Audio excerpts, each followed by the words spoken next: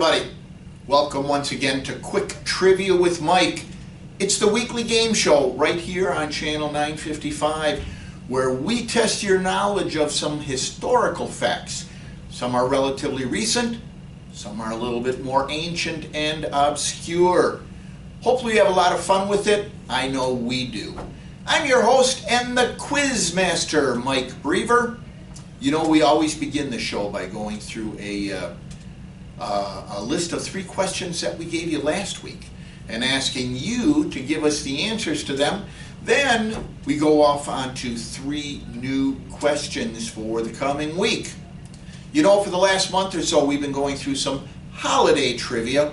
We're going to continue that today for the very last time. You know, this show, for the very first airing, is on Christmas Day.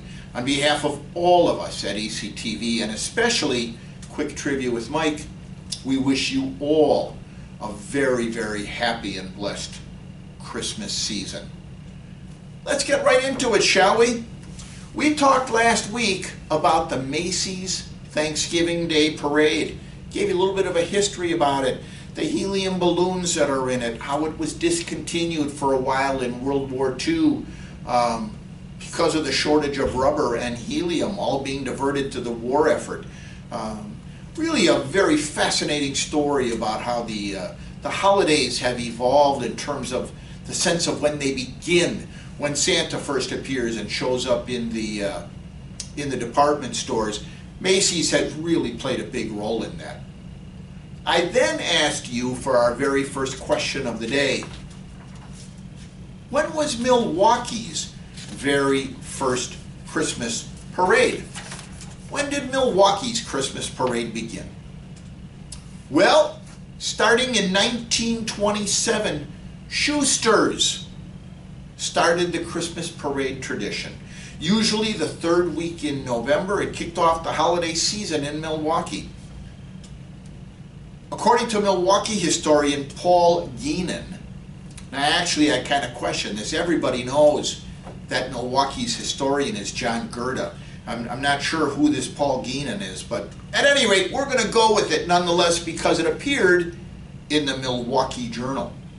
At any rate, according to Milwaukee historian Paul Geenan, Schuster's, the Milwaukee-based department store chain, launched its first parade a couple of years after rival department store operator Gimbel's discontinued its Thanksgiving parade. That occurred in 1927, just 3 years after the Macy's Thanksgiving Day Parade.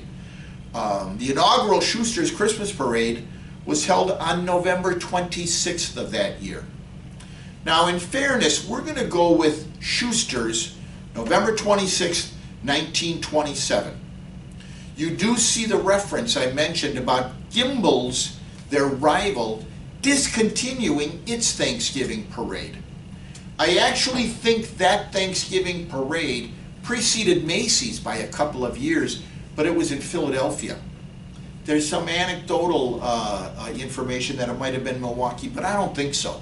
I think Schuster's, November 26, 1927, and that's the answer that we're going to go with. It began on the eastern end of Wisconsin Avenue, and it went due west on Wisconsin Avenue, past Gimbel's flagship store at Wisconsin Avenue and Plankington Avenue. It ended on North 11th Street. Why 11th Street? Well, those of you that are familiar with the city of Milwaukee, you know that on 11th and Valete is the Marcia Cogs Human Service Center, a Milwaukee County office building. They do a lot of state-funded social service programs, a lot of Milwaukee County programs as well. There's a food bank located in the basement, Frieden's Community Ministries. That originally was a Schuster's department store. Ironically, my grandmother worked at that store. She lived off of 25th and Greenfield at that time. She worked in catalog sales at Schuster's. Why would she go all the way down to 11th and Valete to a Schuster's store to work when she was when she lived on 11th on 25th and Greenfield? The answer, of course, is you could get there by bus without transferring. It was just one single bus route. She got on the bus on Greenfield Avenue.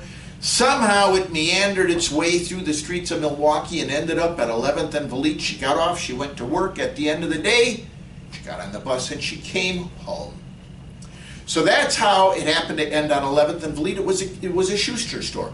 Now, as you know, later, Gimbel's actually acquired Schuster's. It became known as Gimbel Schuster's for a long time. But at the time of the parade, on November 26, 1927, it was a Schuster's department store and a Schuster's sponsored Christmas parade. Actually, 2017 is the first time that I can verify that the Christmas parade was not held. And actually, for a while it was known as the Holiday Parade. But a lack of financial support in 2017 ended a 90-year tradition. You know, it always heralded the beginning of the Christmas season, sponsored by a department store, because sales picked up when the Christmas season began. It was the first appearance of Santa's live reindeer, along with Meetik the Eskimo and the Eskimo Band. It also heralded the beginning of Billy the Brownie, a Milwaukee tradition during the holiday season for decades. It was a radio show featuring Billy the Brownie as well. But that's your answer. The first Christmas parade, November 26, 1927, sponsored by Schuster's. I don't think my grandmother played a role in it. Who knows, though?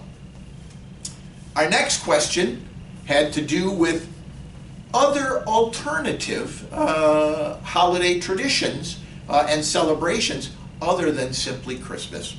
We first looked at Kwanzaa. Kwanzaa, of course, is the annual celebration of African American culture that is held from December 26th to January 1st. As we mentioned last week, you'll notice that that is 7 days. The number 7 is extremely influential in the history of Kwanzaa. Virtually every type of symbolism there is involved in Kwanzaa has to do with the number 7, even the number of letters in the word Kwanzaa. That's why it's spelled K-W-A-N-Z-A-A. 7 letters. 7 is a very important number in the Kwanzaa tradition. Started in 1966. We told you much about it. And Dr. Maulana Karenga, who was the originator of Kwanzaa. Once again, it was a celebration of African American culture. It started shortly after the Watts riots. And Dr. Karenga was really trying to create a sense of pride and self-worth in African American culture at that time. Recognized that a African American celebration was probably a good way to do it. The birth of Kwanzaa. We then asked you that there are 3 colors that are very influential in the tradition of Kwanzaa. What are those colors and what do they symbolize? First of all, in a very broad sense, the colors of Kwanzaa are a reflection of the Pan-African movement representing unity for the peoples of African descent worldwide.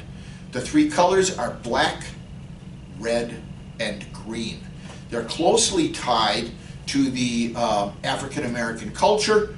They are also closely tied to the continent of Africa itself. Black, of course, is for the people that celebrate Kwanzaa. Red is for the noble blood that unites all people of African ancestry. And green is for the rich land of Africa. Originally, we talked about the fact that Kwanzaa was intended to be an alternative holiday. Some people celebrate Hanukkah, some people celebrate Christmas, some people could celebrate Kwanzaa. Kwanzaa has evolved into very much an additional holiday. People celebrate Hanukkah or they celebrate Christmas and they celebrate Kwanzaa. So it truly has evolved over the last 50 years or so. and it's become an American staple during the holiday season. So much so that the first U.S. postage stamp to commemorate Kwanzaa was issued about 35 years after its origination in 1997. Since then, there have been 5 designs released, the most recent in 2016. And, you know, once you got a stamp, you're there.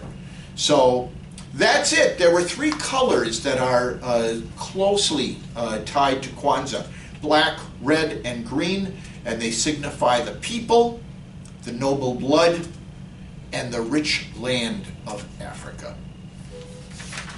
That was question number 2.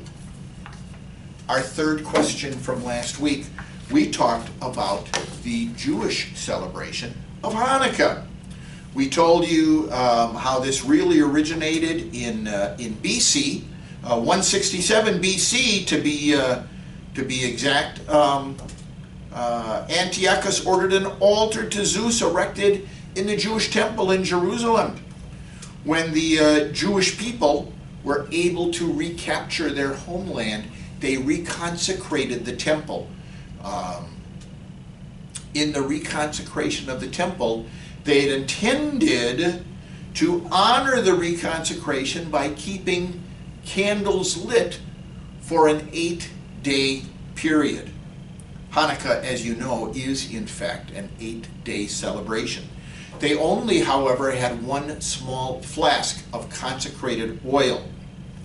In the Jewish tradition, to celebrate a festive occasion like this, it should be consecrated oil. A miracle occurred. That single flask of oil that should have only lasted for 1 day actually lasted 8 days. Why is that significant? Because it took 8 days to create new consecrated oil. It is remembered to this day, that miracle of the oil, and it's remembered in the Feast of Hanukkah. Now, many of us, of Western culture think, well, December, Christmas, that it's one of our most important holidays. Kwanzaa, of course, is the most important holiday in the African American tradition. Hanukkah must be the most important holiday in the Jewish tradition. Well, it really isn't. We talked about the fact that Passover and other holiday traditions are much more influential in the Jewish faith. But Hanukkah is there nonetheless. And it does come over an 8-day period in the month of December. It's already transpired, by the way. It was the 10th to the 18th of December. I asked you, because there is a little bit of discrepancy, I asked you, what is the correct way to spell Hanukkah? We had a lot of suggestions from people that were eager to give us their answer. The correct answer, however, is that there is no incorrect way to spell Hanukkah. It is spelled H-A-N-U-K-K-A-H. It can be spelled H-A-N-N-U-K-A. It can be spelled C-H-A-N-U-K-A. The list goes on. The reason is that the Hebrew language is a phonetic language. It does not translate well to the English alphabet. And so people have attempted to spell Hanukkah the way it sounds. And there really is no a correct way to do it. In some pronunciations of Hanukkah, it's Hanukkah. In some, it begins with the H. In some, there are 2 Ks in the middle of the word. There is no incorrect way to spell Hanukkah as long as you are spelling it phonetically using the English alphabet correctly. Once again, the reason is that the English alphabet is being used to translate Hebrew sounds, and that doesn't actually translate very well. As you know, we asked people to get their guests into us by noon on Monday. We had a couple people this week reached out with some answers. Kelvin Schrader, Alex Hill, both jumped into the foray this week, trying to come up with the answers. I think some were a little bit difficult. Some, the parade was a pretty easy one to figure out if you know how to do Google. Some of you like to play the game and you just try to get the answers from your memory. Give you a lot of credit for that. The colors from Kwanzaa were an answer that most people got. So the red, black, and green. The spelling of Hanukkah. Everyone who called in had a particular way to spell it, and as a result, nobody was wrong. But, no one really said that there is no wrong way to spell it, because it's a phonetic pronunciation that doesn't translate well to the English language. So no one really got it right, but no one really got it wrong either. We bring this down to the tiebreaker this week. If you listened closely at the beginning of the show today, there is a bumper music that we like to play. We repeat it at the end of the show, but a different portion of the song. If 2 or more of you get the same number of questions correct, identifying that bumper music is in fact the way we choose our champion.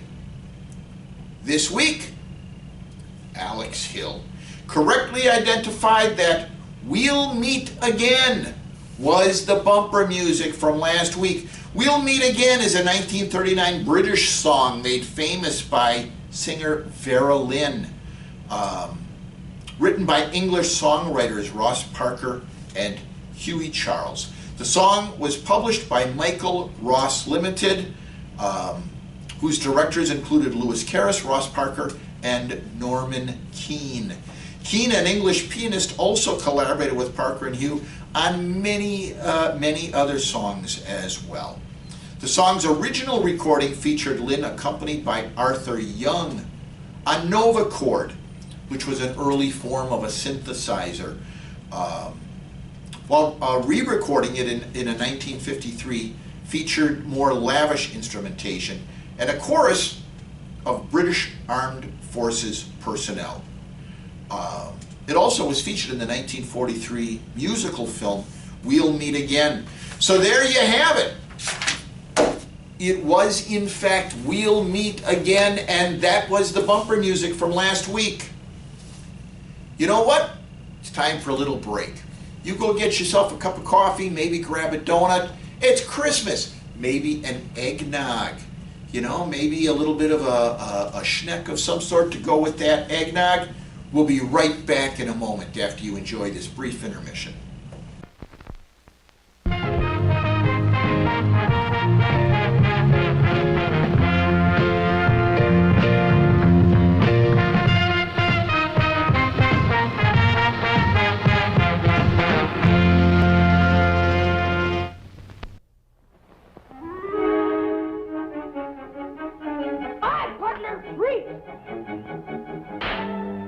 Hi, fellas. Roy Rogers! Say, that's a pretty tricky hat, isn't it? Partners, how would you like to surprise your pals like that? Well, you can with my new Roy Rogers Quick Shooter hat. It's by Ideal. And here's how the Quick Shooter hat works. Just press this secret button right here, and a replica of an authentic Western pistol pops out and fires. It's your secret weapon, even when they think you're unarmed. So get Ideal's new Roy Rogers Quick Shooter hat at your favorite store today, and you'll always be ready for anything. Ask for Ideal's new Roy Rogers Quick Shooter hat.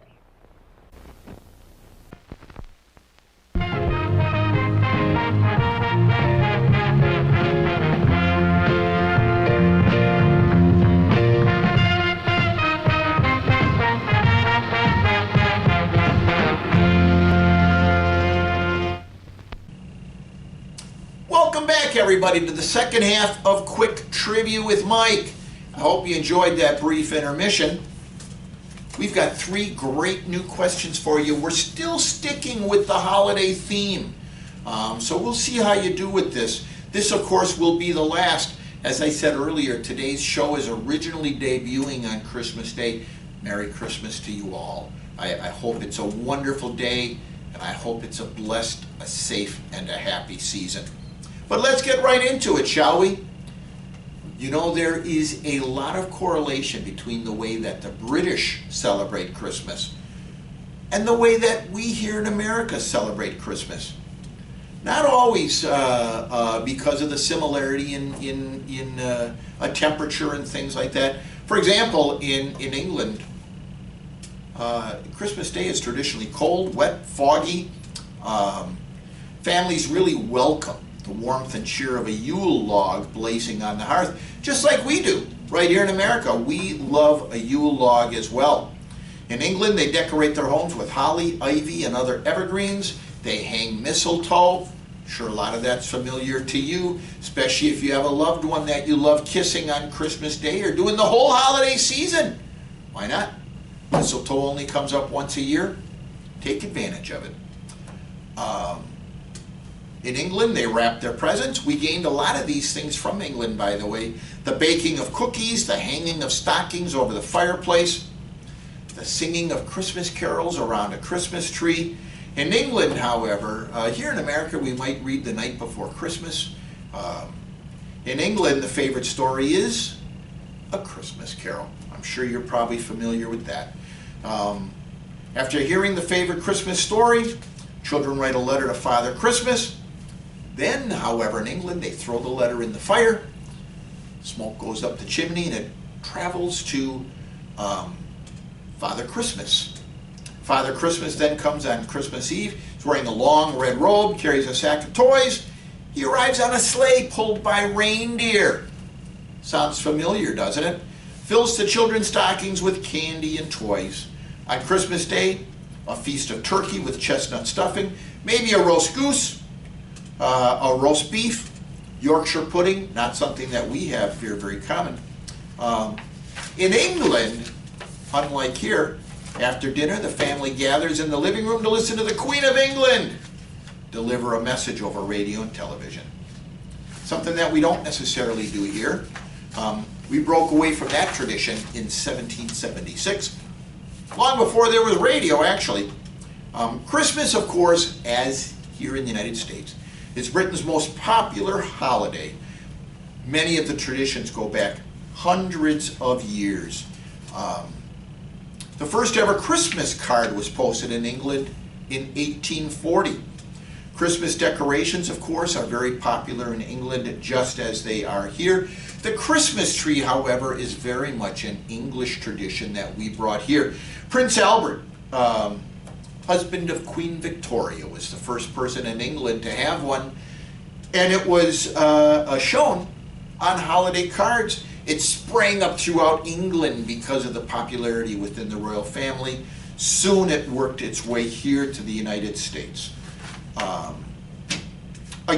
Once again, there is, of course, the playing of the Queen's message to all of her constituents. You'd think, because in England so many of the traditions are the same, it's England's favorite holiday, pretty much like it here is in the United States as well, that it's just been popular forever. Well, believe it or not, at one point in time, Christmas was virtually outlawed in England. Now, I know, you're going to say, no, it never was outlawed. Well, in reality, there was a Lord Protector of England who banned so many of the customs of Christmas that made it the festive holiday that it was, that many people felt that Christmas had been banned. My question to you, in spite of the popularity of Christmas today, who was the Lord Protector of England that virtually banned Christmas at one time in the past? My second question to you. We've talked about the fact that Christmas cards became popular in 1840, the very first one, 1840. Now it's big business. It's just booming throughout the United States, throughout England. In fact, it's become kind of a worldwide phenomenon. But the interesting thing is even another worldwide phenomenon that accompanies the cards: the Christmas stamp. Christmas stamp is a postage stamp with a Christmas theme. intended for use on seasonal mail such as Christmas cards. Many countries of the world issue these stamps, and they're actually regular postage. You know, they're issued in November in anticipation of Christmas. People buy them by the boatload, put them on all their Christmas cards, mail them out to everybody. Typically, people like to use them exclusively for Christmas. The Christmas season, after Christmas, they go back to their regular postage stamps. They actually go on sale early in October, and they'll stay on sale through December. And they're actually printed in considerable quantities. It's a matter of some debate as to which was the first Christmas stamp. The Canadian map stamp of 1898 bears an inscription, Xmas 1898, but it was actually issued to mark the inauguration of the imperial penny postage rate. The Christmas connection has long been reported to have been the result of a quirk. William Mullock was proposing that it be used on November 9th to honor the prince. Ironically, Queen Victoria was kind of a jealous person of her role as the Queen of England. Now, William Mullock had actually intended it to honor the Prince of Wales. But realizing that Queen Victoria was potentially offended by the fact that a stamp had been issued to honor the Prince of Wales, Mullock realized the danger he had stepped into and quickly answered, "It recognizes the Prince of Peace," and it became the first Christmas stamp. Many countries actually do this now, not just the United States and England. In 1937, Austria issued 2 Christmas greeting stamps featuring a rose and zodiac signs prior to World War II. In 1939, Brazil issued 4 semi-postal stamps with designs featuring the 3 kings, a star, and an angel. We talked last week about the 3 kings. In 1941, Hungary also issued a semi-postal whose additional fees were to pay, ironically, for the soldiers' Christmas. So the holiday spirit was used to somewhat fund Hungary's participation in World War II. Although some tropical islands produce large format Christmas stamps primarily intended for sale to stamp collectors. And that's the other big thing about stamps. It's not just used for postage, but collectors get them. For the rest of the world, those Christmas stamps are working stamps. And they're offered in many different denominations. Once again, though, stamp collecting is just as big as the actual use for Christmas postage.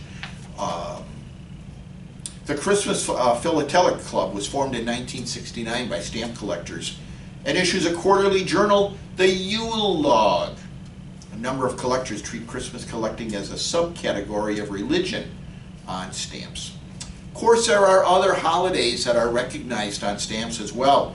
We already mentioned Kwanzaa, Hanukkah, Chinese New Year. They've all become a regular part of holiday designs over the years. My question to you, we'll see just how much trivia you can lay your hands on. After World War II, there was kind of a dearth of holiday stamps. People were still getting over all the carnage of World War II. However, the first holiday stamps after 1943 did in fact appear in 1951.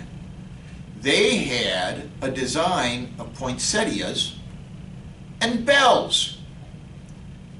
What country issued Christmas stamps in 1951 that had poinsettias and bells on them and brought back the tradition of Christmas stamps? What country was that in 1951? My third and final question for you today involves a time-honored holiday tradition, shopping. Well, we're going to take a look at mail order catalogs. I know when I was growing up, the big thing was to go to malls. You know, I grew up on the south side. Southgate was the very first mall in the Milwaukee area, and it happened to be, if I were energetic, walking distance. I grew up on Hayes Avenue, which is a block off of Lincoln, and Southgate was just off Oklahoma Avenue, between Oklahoma and Morgan. So it was a good jaunt, but I was young, it wasn't that big of a deal for me. However, in many years before that, catalog sales really drove much of the Christmas tradition. Catalog sales is loosely defined as the buying of goods or services by mail delivery. The buyer can place an order for the desired products with the merchant through some remote methods, such as an order form they received in the mail, placing a phone call, placing an order with a traveling agent. Filling out a form on a website has really started to dominate the market now. It actually has a long and storied tradition. In 1498, the publisher Aldus Manutius of Venice printed a catalog of books. He printed a catalog to promote the books that he was printing. In 1667, the English gardener William Lucas published a seed catalog. How could you talk about catalogs without talking about seeds and gardening? He mailed to his customers to inform him of his prices. Catalogs eventually spread to British America, where Benjamin Franklin is believed to be the first cataloger. In 1744, he produced a catalog of scientific and academic books. The Welsh entrepreneur Price Jones set up the first modern mail order in 1861. Starting off as an apprentice to a local draper in Newton, Wales. He took over the business in 1856 and renamed it the Royal Welsh Warehouse, selling local Welsh flannel. The establishment of the Uniform Penny Post in 1840 and the extension of the railway network really made this popular. He could send out his catalog to anybody. They could respond and mail by train. Was the way that things got places quickly. It really built his business because rural customers were the big customers for catalog sales. In 1861, Price Jones hit upon a unique method of selling his wares. He distributed these catalogs of his wares across the country. They contacted him back. The stuff got shipped by railway, and there you go. Starting in 1861, a brand new industry was born. He supplied his products to an impressive variety of famous clientele, actually. Florence Nightingale, Queen Victoria, we just talked about her in another context, the Princess of Wales, and royal households across Europe. He also began exporting drapery to the United States and the British colonies. We all know that, by the way, before I get into that, Hammacher Schlemmer is the earliest still surviving mail order business, established by Alfred Hammacher in New York City in 1848. I think probably one of the biggest ones in the Milwaukee area right now is Kohl's. They send out their stuff all the time. Sears, you know, though, really put catalog sales on the map. Started selling watches through mail order catalogs in Redwood Falls, Minnesota in 1888. By 1894, the sales catalog had grown to 322 pages. It was one of the biggest selling ventures in the country at that time. In 1906, Sears opened its first catalog plant in the Sears Merchandise Building Tower. By that time, the Sears catalogs had become known in the industry as the consumer's Bible. In 1933, Sears Roebuck and Company produced the first of its famous Christmas catalogs known as the Sears Wish Book, typically featuring toys, gifts, and separate from the annual Christmas catalog. Ironically, from 1908 to 1940, Sears sold kits that you could use to build your own house, selling between 70 and 75,000 of these kits. Many of these homes are still standing today. My question to you, now that we've explored a little bit about catalog sales and its influence on the holidays, what catalog company had its first catalog available just in time for Christmas in 1872? 1872, a brand new catalog company had its first catalog available just in time for Christmas. What was that catalog company? Well, there you have it, everybody. Those are our 3 questions for today. I'd like to thank the management of ECTV, Channel 955, for all their support and all of their assistance during the past year, especially our president, Tyler Gudex, our executive producer, Laura Wengler, my producer and cameraman, Scott McFerrin, and of course my artistic director, Cooper Ledvina. I, of course, am your host and the quiz master, Mike Brever. As you all know, this is Christmas week. I sincerely hope that you are all having a blessed and a happy holiday and a blessed and a happy holiday season. I need to tell you that I'm actually going to be on vacation for the next 2 weeks. I will be back on Monday, January 11th, so I will not be hosting Quick Trivia with Mike over the next 2 weeks. Doesn't mean you can't win. Get your guesses to Cooper Ledvina or Scott McFerrin by this coming Monday. This coming Monday, get your guesses in. Maybe you can enter the winner's circle just like Alex Hill did this week. Maybe you'll be the champion of Christmas week. Once again, if 2 or more of you get the same number of questions correct, answer the mystery of the bumper music.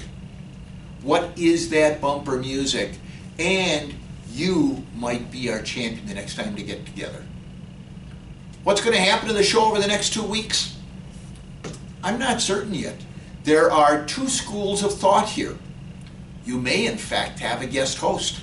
I encourage you to tune in next Friday at 11 a.m. to see if that happens. The show may go on hiatus for 2 weeks. I'm not sure. All I can tell you is that I personally will be back to enjoy another Quick Trivia with Mike with you on Friday, January 15th. Until then, I say a Merry Christmas, a Happy New Year to all of you. And I hope that you all stay safe, you stay smart, and you be patient. We will all be together again soon enough to enjoy that wonderful East Castle Place hospitality. Here's hoping that next Christmas, everything is back to normal. So long, everybody, and Merry Christmas.